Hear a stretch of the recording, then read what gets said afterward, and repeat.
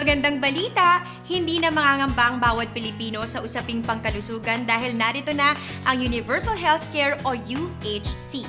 Sa UHC, magtutulungan ng lahat para makamit ang isang healthy Pilipinas.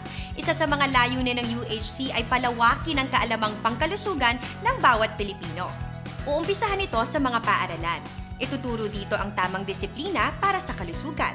Gagawin din itong healthy sa tulong ng mga masusustansyang pagkain sa kantina, ligtas na mga tawiran at pag-iwas sa mga masasamang bisyo. Bibigyang pansin din ang kalusugan sa mga lugar ng trabaho.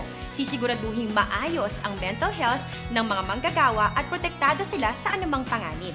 Aayusin din ang mga komunidad para maging ligtas ito sa mga naglalakad at nagbibisikleta. Kasama na rin dito ang pangangalaga sa kalikasan. Makakatulong ito sa pag-iwas sa mga sakit, pagbawas ng polusyon at pagpapatatag laban sa sakuna. Itutuloy rin ang mga polisiyang katulad ng sin tax at sugar-sweetened beverages tax. Epektibo ito para maibsan ang paninigarilyo, pag-inom ng alak at ang labis na timbang lalo na sa mga kabataan. Maidaragdag pa ang pondong ito sa mga mahalagang proyektong pangkalusugan at masasagot pa ng UHC ang bayad ng inyong konsultasyon, gamot at lab tests basta ikaw ay Pilipino. Mabibigyan ka rin ng sariling primary care provider na gagabay sa iyong pagkonsulta o pagpapagamot.